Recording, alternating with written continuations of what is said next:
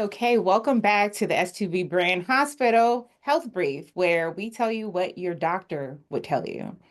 For this series, we're covering financials and all the things that you should know for your organizations. We have our expert guest with us again, Katrina L. Martin. With these conversations, our goal is really just to help you and your organization this year get in the best position to have epic results. Welcome back, Katrina. I'm really excited about today's conversation. When you get into financials and starting to talk about audited financials, I love to be able to have people to turn to because they could look at me like I'm crazy. Thank you, Shantelle. Thank you for having me again. Absolutely. So, I always like to we share stories all the time, but really to help familiarize people with, the importance of audited financials and typically where the conversations come up, at least on my end, it happens when we're having discussions about grants and having discussions about things that organizations can be doing now to really better prepare themselves for what success is going to look like. And so I thought, be a really great time to discuss what audited financials are for any of those who are just hearing for the first time, what audited financials are, and then just how important they are to their organization.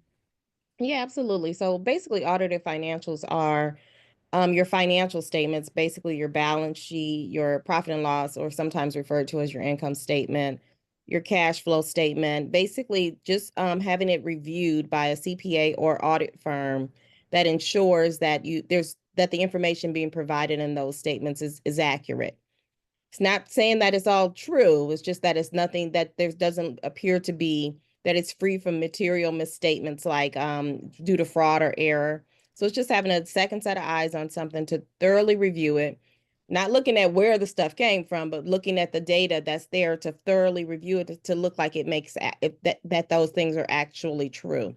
So Hmm. basically, when we review that, we'll go over your balance sheet to make sure that your assets are accurate, your are listed all there properly, your liabilities are listed properly, the equity is at a specific time is laid in there, and then your income statements to look to make sure that just to make sure to see that you summarize your income versus your expenses and you over a specified period of time. So it's really important to have it done because it ensures that it helps you look credible and to investors, banks for financials.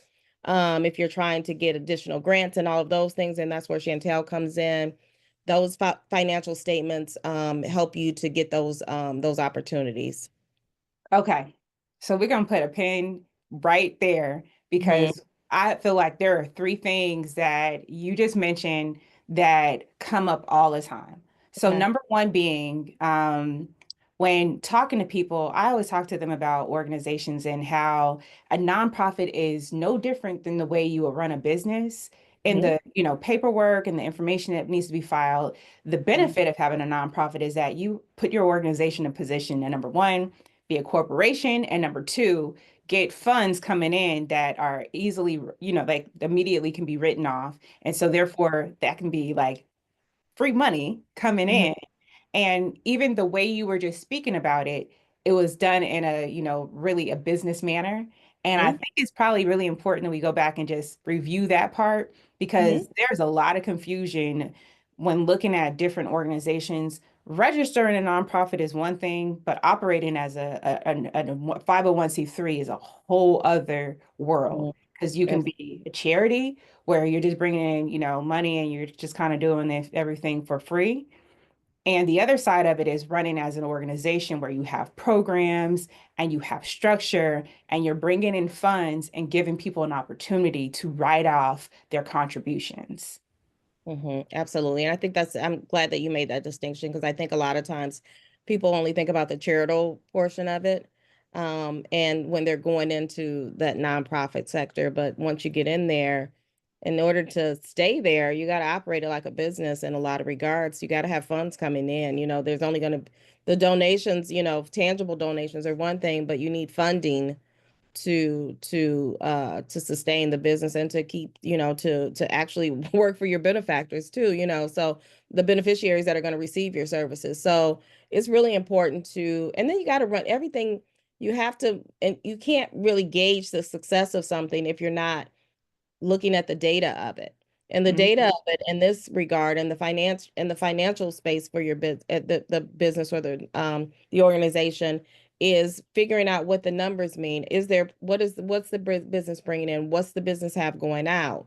And at any period of time, what's the business have out in debts? What's the business have out in, what do they have as assets? All of that is in the financial statements, and there has to be some place where you can track that, because the first thing, if you're asking for donations or if you're asking for funding, they're going to want to know, what do you already have in place? What are the expectations? What are the liabilities that you have in the future?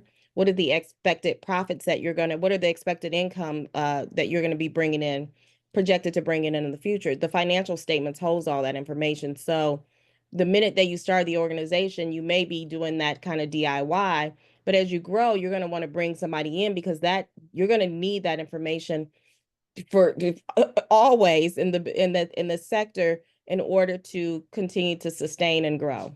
Correct. Because the thing about it is that you said something earlier. I think that if we were to give like a more common example, is that when you're going into a bank, the first thing they want to know is how much money do you already have and what has been your credit history, so to speak. Mhm. Right? And when doing these audited financials, one thing I would say is also something that we can kind of like point out when we look at the design of how nonprofits are structured versus how businesses are structured. One of the things that probably is a really big one, and you kind of alluded to it a little bit when you said it doesn't mean that, this is what truthfully is happening or what is on paper of like the order of it, but it's what is creating as an informational space. And sometimes the thing about it is that because as nonprofits, if you haven't even cracked the $50,000 mark, all you're really doing is a passport, an easy passport online to say, our organization hasn't raised more than 50,000. But I think a lot of the organization come around and, everyone's big conversation is always funding and always money. How do we get to the big dollars? Well, the number one thing that should be on top of your list is audited financials, because as a nonprofit, they're looking at your organization a little different. Mhm. They want to know what is your projected budget for the year? What is your projected program budget? Because it is understood that depending on where you are in your journey, you may or may not have raised a lot of those funds. And if you're a nonprofit executive director or a founder, a lot of that money has been bootstrapped. So even as a founder or new executive director who's been putting their personal dollars into an organization, you should want to at least have it a an information sheet that keeps a record for how much you have invested into the organization, because when funding does come in, that puts you in a position where you can now get those funds back. Absolutely. Yeah, and I think the other part too is I love all of that, Chantel, because I think the other part too is there's no better predictor of where you're gonna go other than where you've been. And so they want to see a snapshot of, if you're trying to get funding, they're going to want to see a snapshot of where you're at currently, and what does the past look like, so we can project what your future looks like. The past is a big predictor, and you have to have that data there to substantiate, why should you get this funding? Why are you qualified to get this funding? Are you on the right path to even receive this? And part of, a lot of times people are like, oh, well, I have my profit and loss statement. They'll keep the track of the income that comes in and the expenses that are going out. But then the balance sheet is kind of left to just kind of not exist. And but the balance sheet is really important to for any financial institutions that or any funds that are thinking about giving you money, because they need to know what other liabilities you have out there. Do you owe any other Correct. people, right? How much Mhm. is this organization in debt? Is it viable? Because is this money, if I give you this money, where is it going to go to? Is it just going to get eaten up in the debt that you already have, or is it actually going to go for new programs? Right. And they're also creating their checklist of Absolutely. looking, is this a liable organization? Do you have the credibility that's required? Because they're really not just looking at you. They've already made their decision if they are taking this look, that they're going to Mhm. support you. Now they just have to understand how much are they going to support you. Is this an organization that we can really support for the next 3 to 5 years, or this is just an organization that we just really need to test out because we're not sure? And if you fall into the category of test out, your organization is not going to get more than $40,000 from that fund just because you haven't shown proof on paper that you're credible, and you haven't shown proven that they're going to take that chance on your organization to put that type of money and those type of dollars into your ability to do it, because they're like, well, we can't even see on paper you're trustworthy to even manage the funds properly, let Yeah. alone what your programs are doing. Yeah. They want to know if your business is on life support for real. And Exactly. the financial statements will tell them if if you're a viable company or if really if you're just hanging on by a thread. So and if you were hanging on, that's fine, but they need to be able to see that that there is a potential for growth, and but you need Mhm. that you're and part of the potential for growth shows that you're being a good steward with the funding that you're receiving, and that and being a good steward with the with your with the with the financial part of your organization, because that's the part that people tend to forego. Everybody gets into what's the core purpose of their organization, and that tends to be the focus, or people just tend to focus in the areas that they're good at. And if Right. this isn't the area that you relish being in, you got to hire people to actually not only do the audit, but before you get to the audit, somebody has to manage the books to make the statements even exist, right? So just Correct. making sure that that's a key part of your organization from the start is really, really important to make your organization grow. I know we tend to hold off on hiring and tending on and slowing down on bringing in the right board members, but it's really key to your growth from the very start.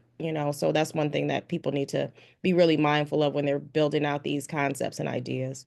Yeah. And so love that you threw in being on life support, because we are here to make sure that organizations are healthy and thriving. And Absolutely. so when in the decision making process of when they should be coming in, and by the way, anyone who's watching today, think about going back and to our first session where we were going through bookkeeping and just understanding like the different steps that you should be taking internally for bookkeeping. And so by the time you're ready to make a decision on who you're going to bring in to do your audited financials, Katrina is going to walk us through understanding how do you go through making those decisions and what that journey looks like. From we're looking at this different stages. We always talk about a level one, a level two, and a level three. Level one being organizations that are really just starting, have not really cracked that $250,000 funding mark as of yet. And so they're still building up their structure and their foundation. At a level like that, when is a good time for them to bring in an audited to get their audited financials done, and then looking at that level two, that 300,000 to half a million, and then over half a million plus. Yeah, I think the time to do it, I think you should do it annually, because you want to stay ready. You don't have to get ready, right? So I think annually you should do it, especially if you're in those that's level one and level two stage, because that's where you're really needing the funding to get to level three, right? Because that's where the rubber starts to really meet the road. That's in that where you're trending phase. So that's Mhm. where you're really going to be trying to go out and you know get the money. So you're going to need to have records ready at all times. You don't want this to hold you up, because like I said, if you have to get the audited financial statements, we're reviewing your statements from a period. Let's say, for example, right now we would probably be preparing to audit 2024 for most organizations, because that's the year that just wrapped up. So your books have to be clean for that period for us to even begin the audit, because we're reviewing the finished statements, right? Um, Mhm. so the books have to be clean for that. And then we go through and we're actually asking for, okay, we need to see the loan documents to align this with what's on the balance sheet. We need to see the bank statements, because we need to align that with what's showing on the profit and loss statement. Let us see. So we're basically reviewing multiple pieces of documents. So that stuff needs to be readily available, right? It's not something that you're scrounging for. that, oh, wait a minute. Oh, we need bank statements from, we've closed that account. We don't have access to those statements anymore. So all of those things happen because it's just real life stuff happens, right? Right. So Mhm. keep being really mindful of all those movements that you make. And it's like, do you have any credit cards on does the organization have any credit cards? Oh yeah, we closed that one. We can't get these statements. Can you reach out to the, so we're doing, it's not just hand it over. When it's not Right. just package it up and hand it over, it's never really a pretty picture unless you're just really buttoned up. And so staying the way that you stay buttoned up is to do it on a more recurring basis. Every year, just know that you're going to need to have all these things. Here's your checklist. Make sure you keep those things in order. And when it's time to prepare for your audit, you can turn those things on to who's going to be performing that audit for you. So they'll be able to do it quickly. So you'll always be able to be ready to apply for funding, and also to make sure that you just know what's happening in the organization. You really can't, if you don't know what the numbers are in your organization, you're really operating blindly. Are you putting money into the right places? Is it bringing you any ROI? Is it you, because even though it's a nonprofit, you still need to, you got to keep maintaining the business and you got to run it profitably. Exactly. So let's dispel a few myths here because typically I'm on the side of really introducing organizations to audited financials in my first conversation with them, Mhm. especially when we're going through and we have our brand diagnostic and, just gathering more information and end up doing by the time we speak the next time, it's really, I had an opportunity to go do a quick review of the organization. Everything is public information, so it can be found. And coming back to ask, okay, so how much money are you looking for? And then when a response come back, oh, we're looking for 1 million. And then we have the other conversation of like, okay, well, let's look at how we can get you to 100,000, and to 250,000, because at that point, life changes for your organization. And that should be where our goal is, and so when dispelling the myths, sometimes organizations feel like they have to have everything in order before they have, their books audited. In the Mhm. real world, that would be really nice, but if you don't have a background in understanding how it should be tidied up, and to Katrina's point, how do you keep it buttoned up? If you don't know how to button it in the first place, that's a really good time to just have a free call to just Mhm. walk through and understanding what your options are. Because I can't even tell you, I mean, you know this because we work together. How many times have I called you to say, hey, there's an organization that really needs your support. They don't have audited financials. And then we just hear crickets.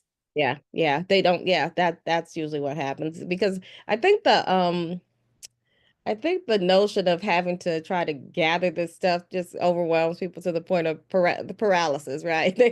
They're just like no motion at this point.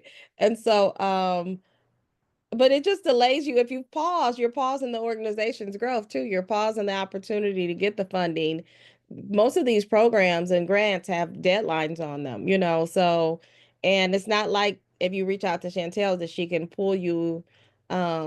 pull your proposal together overnight.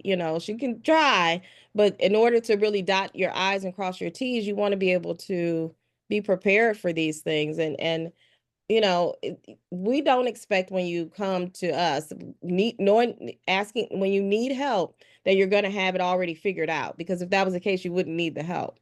So Right.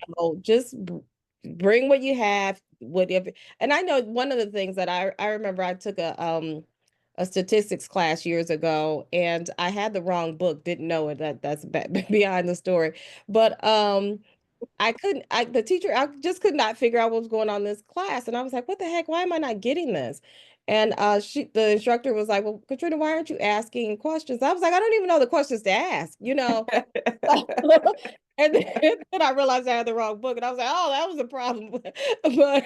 But a lot of times people don't even know the questions to ask. Right. So, but just saying that sometimes is very helpful because we sometimes go into in our meetings with people, not necessarily, we don't want to, we want to meet you where you're at, but also want to know, usually we go in like, okay, you probably understand this, you've been in business for a while. Sometimes you got to back us up and say, just talk to me like I don't know anything." Talk to me like I'm a third grader, okay? Yeah, talk to me like I don't know anything. Sometimes you just have to, if we're having a conversation and you've gotten lost somewhere in that, just back the conversation up because you need to be able to understand we're here to help.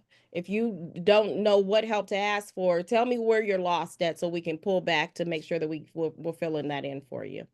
Correct.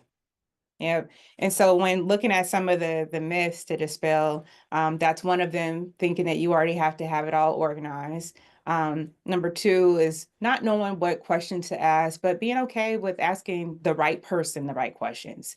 Hmm. Here we're all about making sure that you're in front of experts who specialize in the area that you need answers from. So you're not just trying to figure out, try to go on Google University, have the wrong book and operating from the wrong space, but actually put yourself in the best position to make the best decisions for your organization. Really, at the end of the day, you do have a fiduciary duty to govern your organization in a way that keeps it in compliance. But the other portion of it is that if you truthfully want to be in a position where you come in and you get the funds that are required to do excellence in the world, this is just what you have to do. And, chances are if you take the time and as Katrina said, keep your financials updated, it's just going to open up, so many different areas of ease on your journey because when looking at taxes, you already know where your numbers are. When you go to a grant writer, they not only have to write the grant, but they have to write the narrative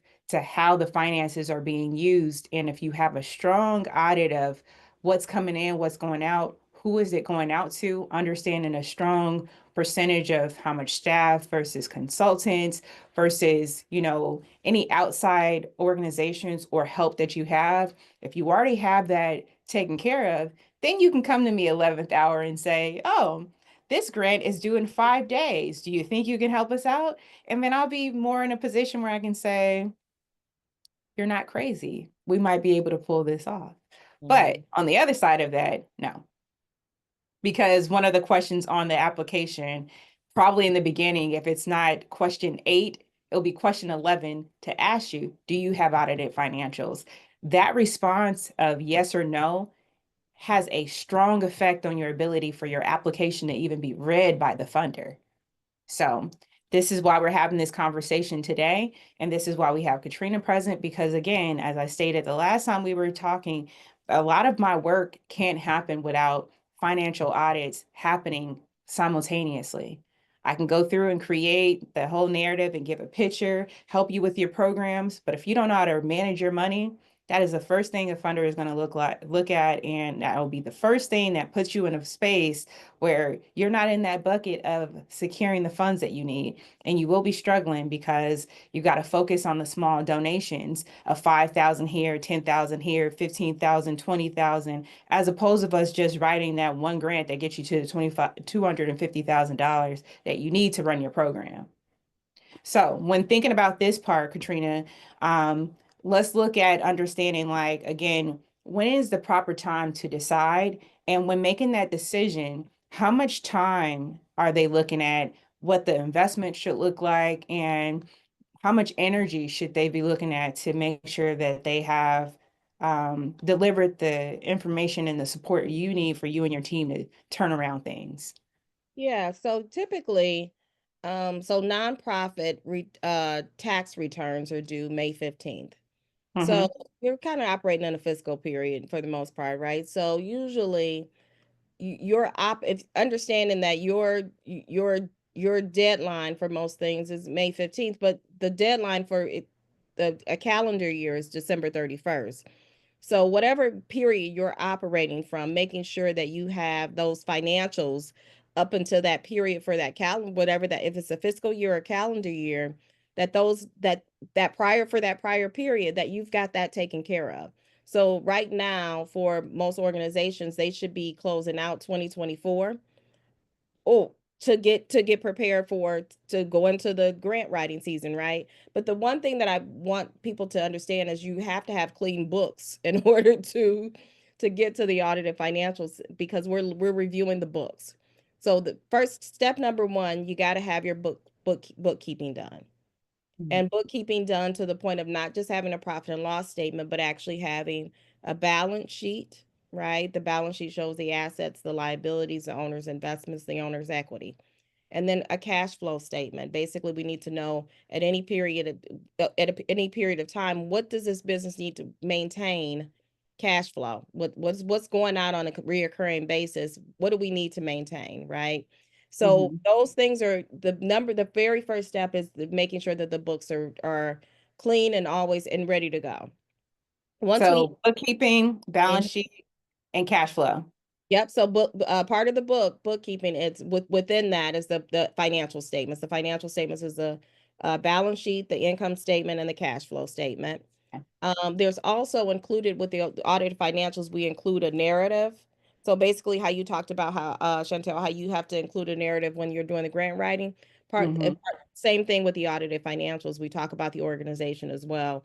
When did it start? What's kind of some of the goals that it's having? So basically, you're given the story of, okay, this is what this organization is responsible for. This is what these numbers align to, right? So that's step one, but we worry about all that on the back end, right? So, but making sure from the organization's perspective, we need clean financial statements, or so basically get your books together. And if you need help with the books, you don't want the same person auditing your financials to do your bookkeeping, Key point. Glad you just said because that. it's like having the cook judge the meal that they prepared, Hmm.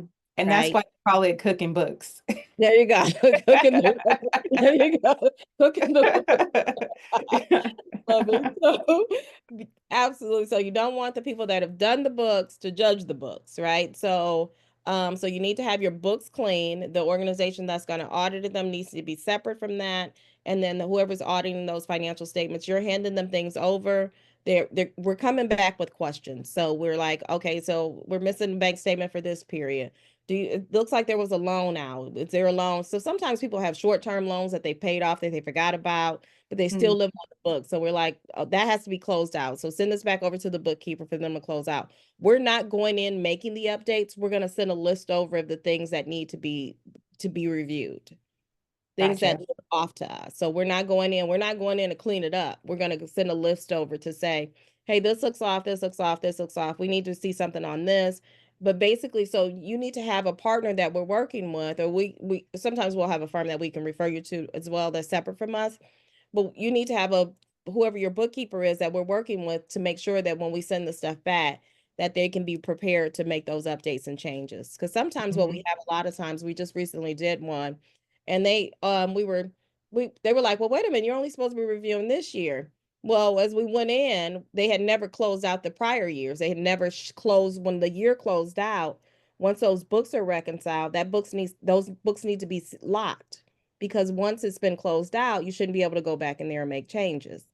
So they had Right. never closed out the prior year. So of course if we can have access to review, we're going to review it all. So there's really key ground rules that you need to have. So we say make sure everything's closed out. We just want to review the year that we're reviewing. Right.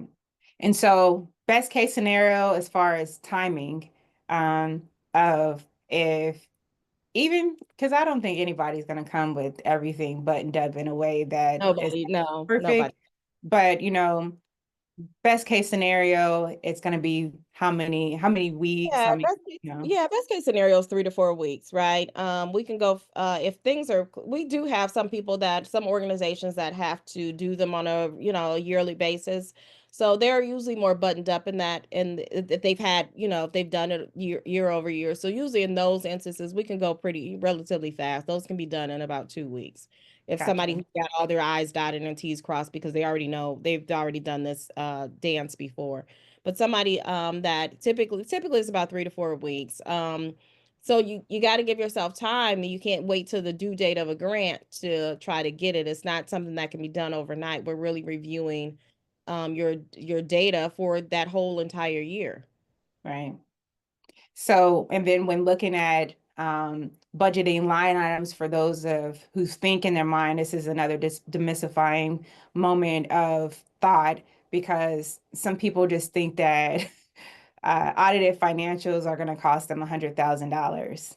No, it averages about $2,500.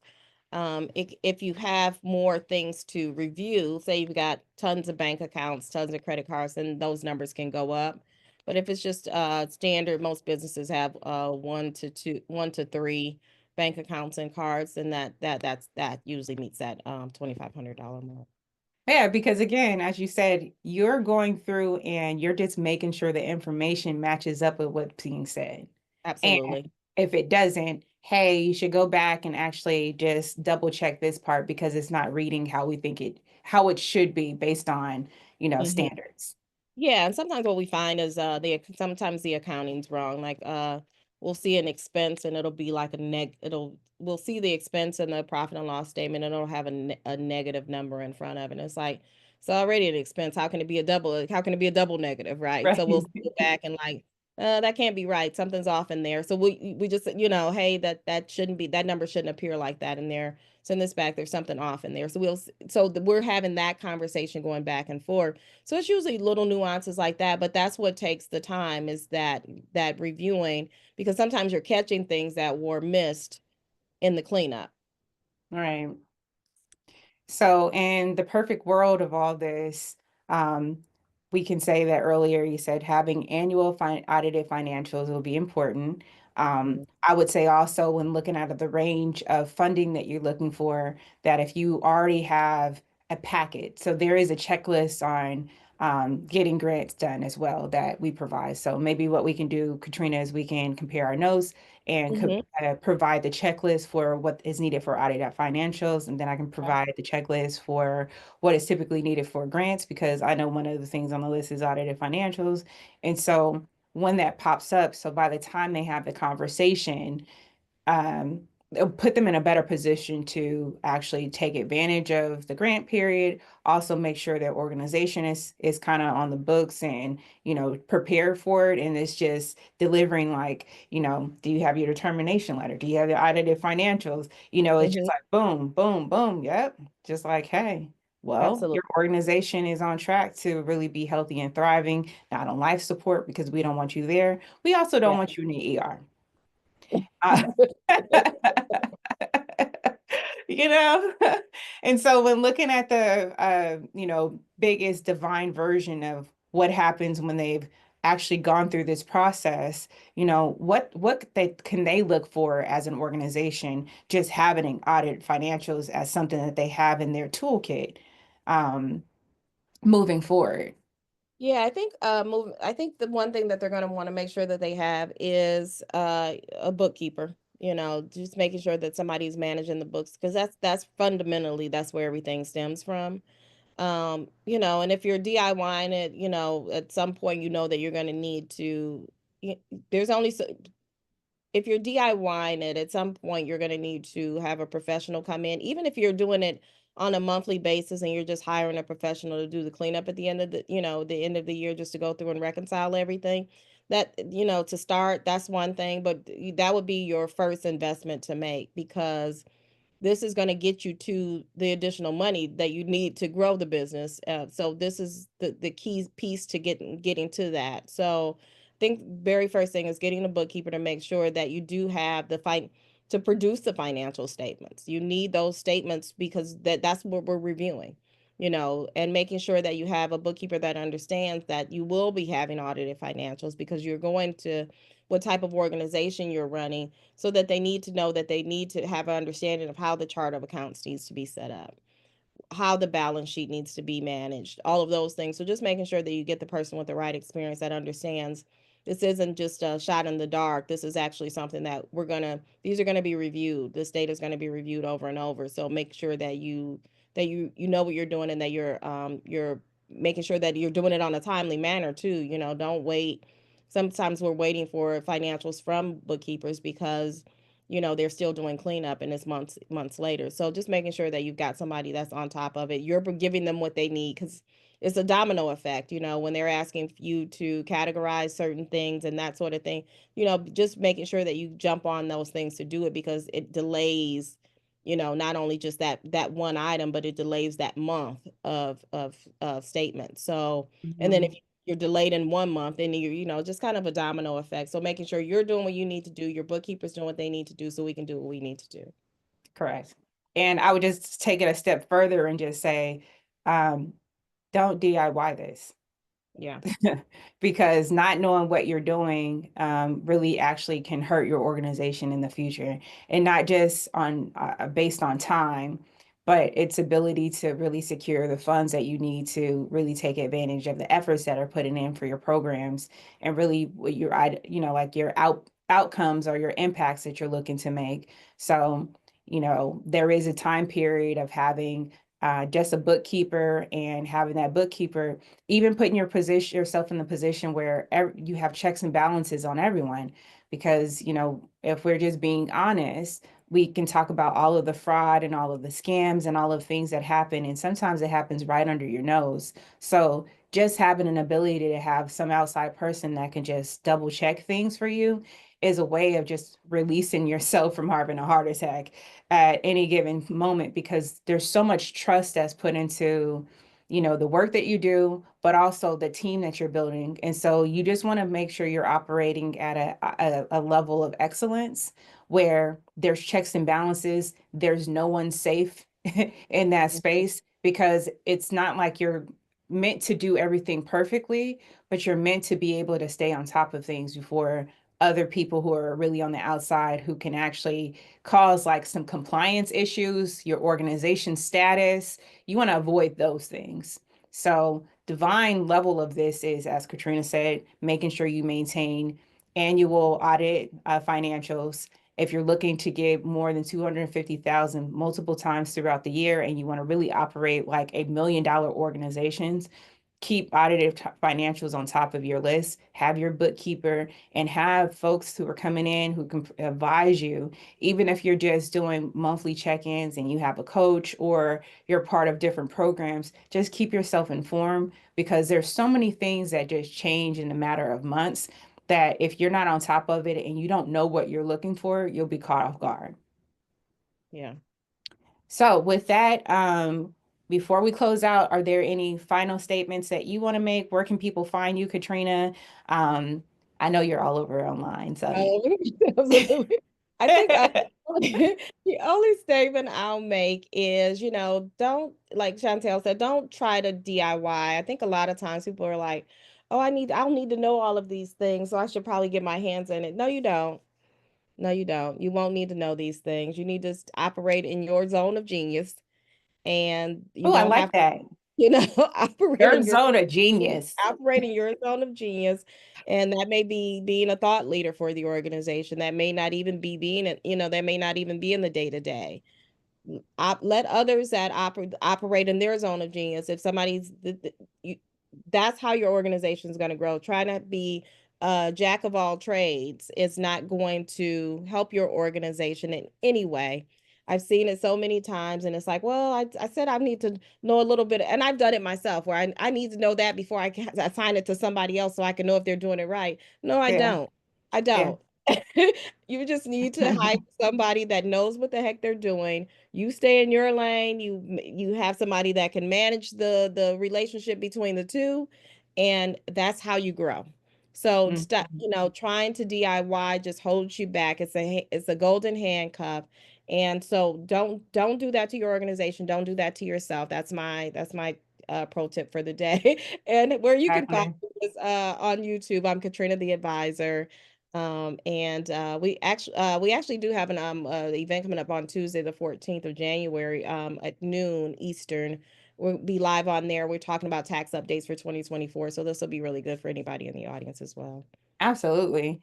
Because our goal actually is to make sure we're having all the different conversations, the 4 steps that you really need to take care before tax season comes around, because therefore your organization will be prepared for funding season, to take advantage of some of the grant cycles, make sure that you have all of your information to report back with your 990s, and make sure you understand who are the people who are in the position, who are specialists, who can help you in this space. Because again, we say coming into the brand hospital, we operate in the space of helping nonprofits breathe life back into their organizations. And the reason why we say that is that, there is specific doctors and surgeons that you go to for specific reasons. And in this case, when we're looking at finances, we're saying that while tax And advisory services should be on top of your list because they know what they're doing, and save yourself the time, the energy, and the money, because if should you do them wrong, you're going to have to pay double later, and you're going to miss out on opportunities because the calendar year is running in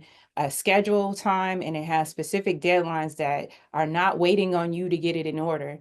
You just need to be in order before you're ready to go after those opportunities. So with that, we're going to bring this to the end, and we're going to see you at our next session where we're going to be reviewing and helping you prepare for your next journey as it relates to preparing your organization for taxes. And we'll be coming back with Katrina L. Martin, who's our girl. And be sure to go back and review this. Look out for the different links because you can set up your consultations on our side. We have a brand diagnostic. I think that Katrina has alignment calls on her side, and those are your opportunities. Just ask questions so you can make more informed decisions before you start making money or spending money, and before you begin to start putting energy in things that you really don't have time for. Give it to the professionals and the experts who are in this space, who have the certifications and educations and experience to get it done quick. Okay. This is Shantelle, S. Ladybug Brumfield, your nonprofit brand doctor, checking out for today's health brief, and we'll see you next time.